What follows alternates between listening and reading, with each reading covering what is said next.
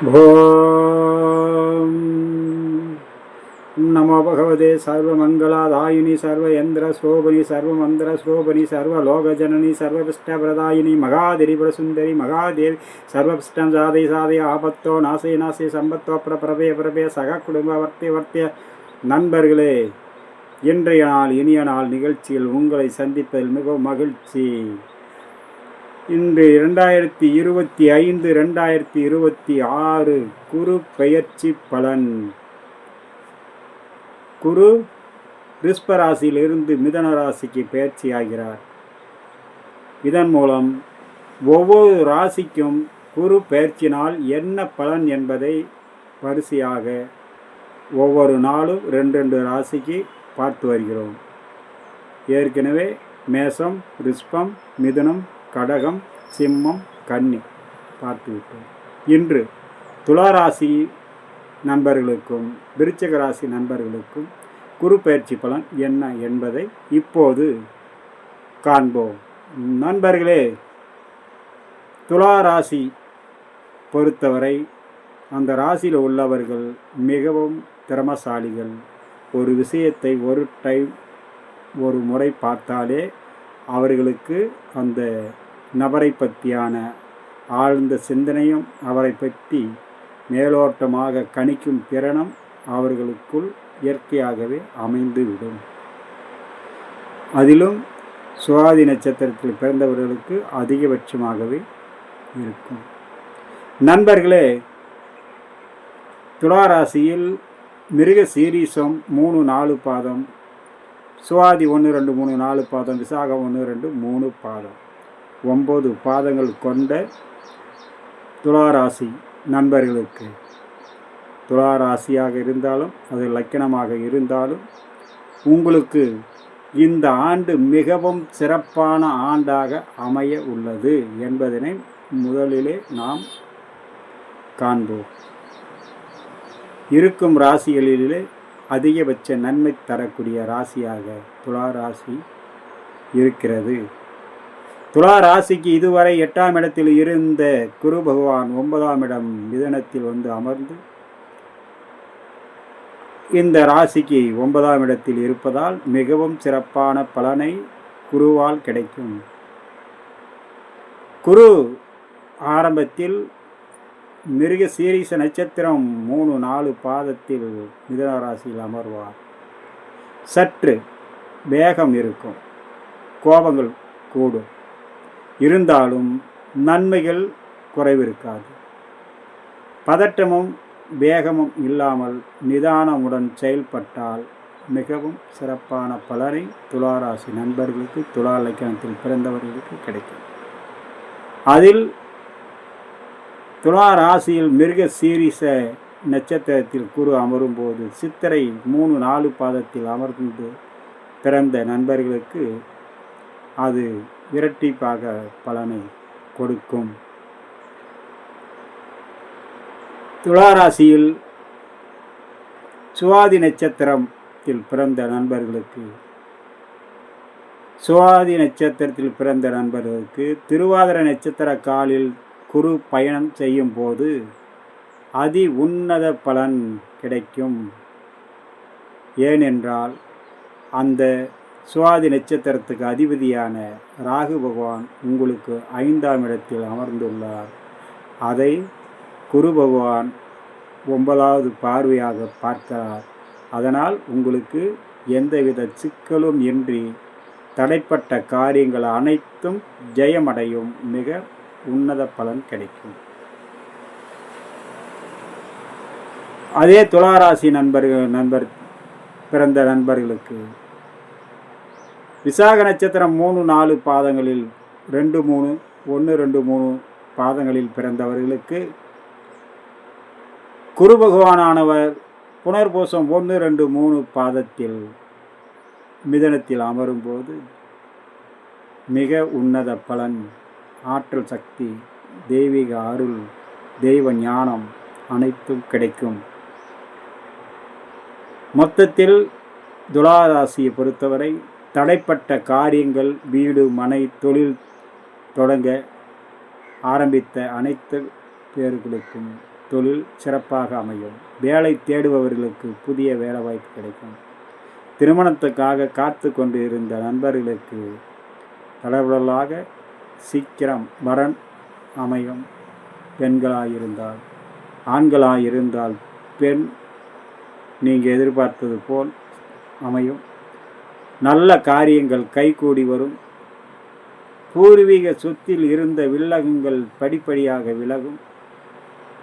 சத்துருக்களால் ஏற்பட்ட பிரச்சனைகள் குறையும். உங்களுக்கு தைரிய வீரியம் உங்களுக்கு கூடும். மன சாந்தம் சந்தோஷம் கைகூடி வரும்.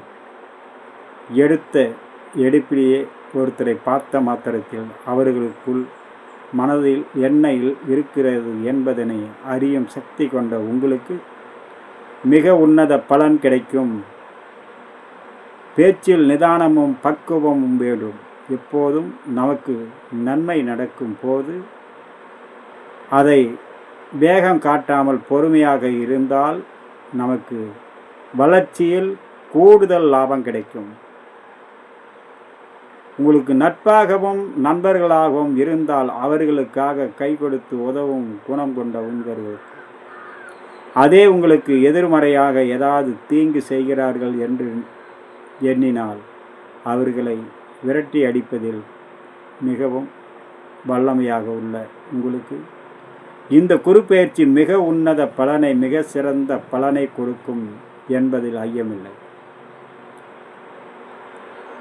துலா லக்கினத்தில் பிறந்திருந்தாலும், துலா ராசியில் பிறந்திருந்தாலும், எந்த நட்சத்திர காலில் நீங்கள் பிறந்திருந்தாலும், சித்திரை 3, 4 பாதமாக இருந்தாலும், சுவாதி 1, 2, 3, 4 பாதமாக இருந்தாலும், விசாகம் 1, 2, 3 பாதமாக இருந்தாலும் நீங்கள் எதற்கும் அச்சப்பட வேண்டாம். சில நேரங்களில் எதிர்மறை சக்திகள் உருவாகும். ஏனென்றால் குரு பகவானானவர் அங்கிருந்து மிதுனத்தில் இருந்து புனர்பூசம் 4ஆம் பாதத்தில் 10ஆம் இடமான கடகத்தில் உச்ச வீட்டுக்கு வந்து அமரும்போது ஒரு 45-46 நாள் அவர் உச்சஸ்தானத்தில் இருப்பார். அப்போ மிக சிறந்த பலனை கொடுக்கும். அதே நேரம் அதே குரு பகவான் அதே இடத்தில் வக்ரகதி ஆகுவார். வக்ரகதி ஆகும்போது உங்களுக்கு நடந்து கொண்டிருந்த அனைத்து பிரச்சனைகளும் டக்குன்னு அப்படியே ஏதாவது ஒரு வகையில் தம்பிக்கும். சிக்கல்கள் உருவாகும், பிரச்சனைகள் தலை தூக்கும். அதனால்தான் ஆரம்பத்திலேயே நான் கூறியுள்ளேன், பொறுமை, நிதானம், பக்குவம். அப்போது உங்களுக்கு அந்த மாதிரி இக்கட்டான பிரச்சனைகள் வரும்போது எல்லா விதத்திலும் உங்களுக்கு ஆதரவு கூடும். பிரச்சனைகளை சமாளிக்கும் திறன் கிடைக்கும். வக்கரகதியிலேயே திரும்பி அவர் மிதுன ராசிக்கு செல்கிறார்.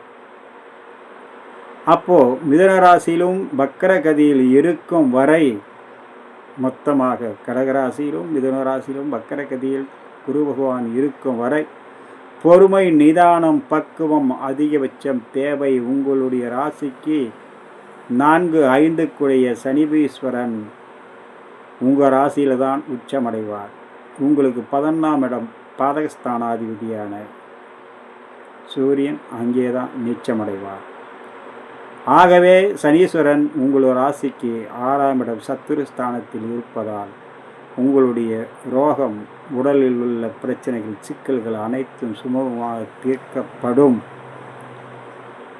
11ஆம் இடம் லாபஸ்தானத்தில் கேது பகவான் இருப்பதால் வரவு எவ்வளவு வந்தாலும் ஏதாவது ஒரு வகையில் சிக்கல் ஏற்படும். பொறுமை, நிதானத்தோடு கையாண்டு நல்ல காலத்தில் கிடைக்கும் பொருளை பாதுகாத்து வைத்து கொண்டால் திரும்பவும் நமக்கு இடையூறுகள் ஏற்படும் போது அது நமக்கு மிக உயர்ந்த கை கொடுக்கும். நண்பர்களே, குருவுடைய பார்வையான 5வது பார்வை உங்களுடைய ராசி மேல் படுகிறது. உங்களுக்கு மன தெம்பு, தைரியம் கிடைக்கும். அதோடைய 7வது பார்வை உங்களுடைய தைரிய வீரியஸ்தானத்தை பார்ப்பதால் உங்களுடைய பிரச்சனைகள் அனைத்தும் குறைக்கப்படும். சிக்கல்கள், சகோதரர் வழியில் இருந்த சச்சரவுகள் உங்களுக்கு கைகூடி வரும். நன்மை கிடைக்கும். அவருடைய 9வது பார்வை 5ஆம் இடம் பூர்வ புண்ணிய ஸ்தானத்தை பார்ப்பதால் அங்கே ராகு அமர்ந்து இருந்தாலும் பிரச்சனைகள் தலை தூக்கும் என்று பயந்து கொள்ள வேண்டிய தேவை இல்லை. குருவுடைய பார்வையால் அந்த பார்வையை வாங்கி ராகு பகவானானவர் உங்களுடைய பூர்வ புண்ணியத்தில் உள்ள சிக்கல்களை பிரச்சனைகளை தீர்த்து கொடுப்பார். உங்களுடைய சிக்கல்கள் அனைத்தும் தீர்க்கப்படும். இந்த ஆண்டு 2025-26 மிக உன்னத பலனை கிடைக்கக்கூடிய ராசியாக துலா ராசி உள்ளது என்பதனை அறிந்து கொள்ளவும். நண்பர்களே, விருச்சிக ராசியை பொறுத்தவரை விருச்சிக ராசி நண்பர்களுக்கு விசாக 4ஆம் பாதம், அனுசம் 1, 2, 3, 4 பாதம், கேட்டை 1, 2, 3, 4 பாதம். நீங்கள் சற்று கவனமுடன் இருக்க வேண்டும். 2ஆம் இடம் தனஸ்தானத்துக்கு 5ஆம் இடம் பூர்வ புண்ணியஸ்தானத்துக்கு அதிபதியான குரு பகவானானவர் அஷ்டமஸ்தானமான 8ஆம் இடத்தில் அமர்கிறார். அது அவ்வளவு சிறப்பானது அல்ல. 8ஆம் இடம் அமரும் இடம் பிரச்சனை அல்ல. உங்களுக்கு 12ஆம் இட விரயஸ்தானத்தை அவருடைய பார்வைப்படுவதால் எவ்வளவு வந்தாலும் கைக்கு கிடைக்காது. உங்களுடைய மனநிலை எந்த நேரத்தில் எப்படி இருப்பது என்பதனை காண்பதே பெரிய சிக்கலாக உள்ளது என்பதனை உங்களை சுற்றி உள்ளவர்கள் எண்ணும் அளவுக்கு உங்களுடைய சிக்கல்கள் இருக்கும். பொறுமை, நிதானம், பக்குவம் உங்களுக்கு அதிகபட்சம் தேவை. ஏதாவது ஒரு தொழில் செய்தால் அதை விடாபிடியாக உடல் உழைப்பு திறனை நீங்கள் கொடுத்து அதை தொடர்ந்து செய்ய வேண்டும். ஆரம்பிப்பது, விடுவது, அடுத்தது தொடங்குவது இப்படியே இருப்பதனால் உங்களுக்கு நிரந்தர வருவாய் அல்லது நிரந்தர ஏதாவது ஒரு தொழிலை நீங்கள் வைத்து கொள்ளாமல் இடையிலேயே தடைப்படும். உடல் உழைப்புக்கு அஞ்சப்படும். நீங்கள் உடல் உழைப்புக்கு அஞ்சாமல் தைரியமுடன் செயல்பட வேண்டும். அப்போதுதான் உங்களுக்கு இந்த காலகட்டம் பிரச்சனைகளை தீர்க்க வழிவகுக்கும். நீங்கள் சற்று ஏமாந்தாலும் உங்களுக்கு பிரச்சனைகள் தலை தூக்கும். உங்களுக்கு 2ஆம் இடம் வாக்கு ஸ்தானத்தை குரு 7வது பார்வையாய் பார்ப்பது ஒன்றே சிறப்பானதால் நீங்கள் வார்த்தையில் நிதானம், பக்குவம் தேவை. எந்த வேலை செய்தாலும் உடல் சோர்வு, மன அசதி இதற்கு இடம் கொடுக்காமல் உழைப்புக்கு முக்கியத்துவம் கொடுங்கள். உங்களுடைய பிரச்சனைகள் அனைத்தும் முக்கால் அளவுக்கு தீர்க்கப்படும். இல்லையே வருவாய் வரும், வந்த வேகத்தில் சென்றுவிடும். உங்களுடைய பூர்வ புண்ணியத்தில் அதிபதியான குரு பகவான் அஷ்டமஸ்தானமான 8ஆம் இடத்தில் அமர்ந்து உள்ளதால் பூர்வ புண்ணியத்தில் உள்ள பிரச்சனைகள் தலை தூக்கும். குடும்பத்தில் உள்ளவர்களுடன் அனுசரித்து செல்ல வேண்டும். ஏதாவது ஒரு வகையில் சிக்கல்களை உருவாக்குவார்கள், பிரச்சனைகளை தலை தூக்குவார்கள். தீர்ந்து விட்டது என்று நினைத்தது கூட மீண்டும் உயிர் பெற்று வந்து உங்களுக்கு மன உளைச்சலை கொடுக்கும். கவனமுடன் கையாள வேண்டும். எச்சரிக்கையுடன் செயல்பட வேண்டும். தடைப்பட்ட வாழ்க்கை திறன், அமைதியோடு செயல்பட வேண்டும். ஒரு விஷயத்தில் எடுத்தோம் கமுத்தோம் என்று இல்லாமல் பக்குவத்தோடு செயல்படுங்கள். நிதானத்துடன் நடந்து கொள்ளுங்கள். உங்களுடைய சிக்கல்கள் அனைத்தும் தீர்க்கப்படும். 4ஆம் இடத்தில் ராகு பகவான் இருப்பதால் உங்களுடைய தாயாருடைய உடல்நிலைக்கு பாதிப்புகள் கூடும். நீங்கள் சிறு பிரச்சனைகள் வரும்போதே அவர்களுடன் அக்கறை காட்டி அவர்களை பிரச்சனைகளை தீர்த்து வைப்பது உங்களுக்கு அதிகபட்ச செலவினை குறைக்கும். தாயாருடன் அனுசரித்து செல்வது மிகவும் உன்னத பலம். ஏனென்றால் அங்கே செவ்வாய் ஆட்சி பெற்றாலும் ஆட்சி வீடாக இருந்தாலும் அதே வீட்டில்தான் உங்களுக்கு 10 தொழில் ஸ்தானாதிபதியான 9 தொழில் ஸ்தானாதிபதியான 9ஆம் வீட்டின் அதிபதி சந்திரன் நீச்சமடைவதால் உங்களுக்கு தந்தை வழி உறவுக்கும் சில நேரம் சிக்கல்கள் வந்து கொண்டே இருக்கும். நீங்கள் தான் அனுசரித்து விட்டு கொடுத்து செல்ல வேண்டும். ஒருத்தர் உதவி செய்தால் சற்று திடீரென்று மறைந்து விடுவீர்கள். அப்படி இல்லாமல் அவர்களோடு அனுசரித்து அவர்கள் சொல்வதை அறிவுரைகளை ஏற்று நடந்தால் உங்களுடைய பிரச்சனைகள் தீர்க்கப்படும். அதே வீட்டில்தான் குரு பகவானானவர் உச்சமடைகிறார். அதே வீட்டில்தான் உங்களுடைய ராசி அதிபதியான செவ்வாய் பகவான் 9ல் நீச்சமடைகிறார். ஆகவே செவ்வாயும் சந்திரனும் உங்களுக்கு யோகாதிபதி என்று கூறினாலும் முழு பலனை கொடுப்பதில்லை. ஆகவே நீங்கள் சற்று நிதானமுடன் பொறுமையுடனும் செயல்படுவது மிக மிக நல்லது என்பதனை அறிந்து கொள்ளவும். குரு மிதுன ராசியில் எந்த நட்சத்திர காலில் இருந்தாலும் அது சில நேரம் நன்மையும் சில நேரம் பிரச்சனைகளையும் கொடுத்து கொண்டுதான் இருக்கும்.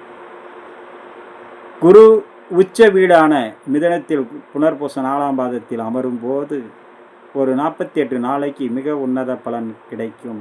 அது உச்சத்தில் இருக்கும் வரை எதிர்பாராத திடீர் ஏதாவது ஒரு காரியம் கைகூடி வரும், மனசுக்கு சந்தோஷம் கிடைக்கும். அதை சரியாக பயன்படுத்தி கொண்டால் உங்களுக்கு தடைப்பட்ட காரியங்களை நிவர்த்தி செய்து கொள்ளலாம். அடுத்தது அதே குரு பகவானானவர் வக்கர கதிக்கு செல்லும்போது அப்படியே நடந்து கொண்டு இருப்பது தலைகீழாக மாறும். கவனமும் எச்சரிக்கையுடன் இருக்க வேண்டும். திரும்பவும் குரு பகவான் உங்களுக்கு வக்கரத்தில் இருந்து நிவர்த்தி ஆகும் வரை பிரச்சனைகள் கூடிக்கொண்டே இருக்கும். பொறுமையும் நிதானமும் தேவை. 5ஆம் இடத்தில் சனீஸ்வர பகவான் இருப்பதால் பங்கு பங்காளி, சித்தப்பா, பெரியப்பா அல்லது சகோதர சகோதரிகள் பூர்வ புண்ணியத்தில் உள்ள பிரச்சனைகளுக்கு நீங்கள் பொறுமை நிதானத்துடன் கையாளுங்கள். பிரச்சனைகள் தீர்க்கப்படும். நண்பர்களே, இந்த குரு பெயர்ச்சியானது உங்களுக்கு அவ்வளவு சிறப்பான பலனை கொடுக்காது. நீங்கள் நான் சொன்னது போல் சற்று பொறுமை நிதானத்தோடு இருங்கள். திருச்செந்தூர் சென்று அங்கே சுப்பிரமணிய முருகப்பெருமானையும் அங்கே உள்ள குரு பகவானையும் வணங்கி வாருங்கள். உங்களுடைய சிக்கல்கள் பெருமளவுக்கு குறையும். ஜலத்தின் அருகில் உள்ள தெய்வ ஆலயங்களை, கடல், ஆறு, குளக்கரையில் உள்ள தெய்வங்களை வணங்கி வாருங்கள். உங்களுடைய சிக்கல்கள் பெருமளவுக்கு குறைக்கப்படும். பூர்வ புண்ணியத்தில் உள்ள சிக்கல்கள் தீர்க்கப்படும். நண்பர்களே, இன்றைய குரு பயிற்சி பலன் நிறைவு பெறுகிறது. நாளை தனுசு ராசிக்கும் மகர ராசிக்கும் குரு பயிற்சி பலன் தனிப்பதிவாக வெளிவரும். கவனமுடன் அதையும் உற்று நோக்குங்கள். ஒவ்வொருத்தருக்கும் நன்மை வந்து சேர எல்லாம் வல்ல இறைவனையும் என் குலதெய்வத்தையும் வேண்டி நிறைவு செய்கிறேன். வணக்கம்.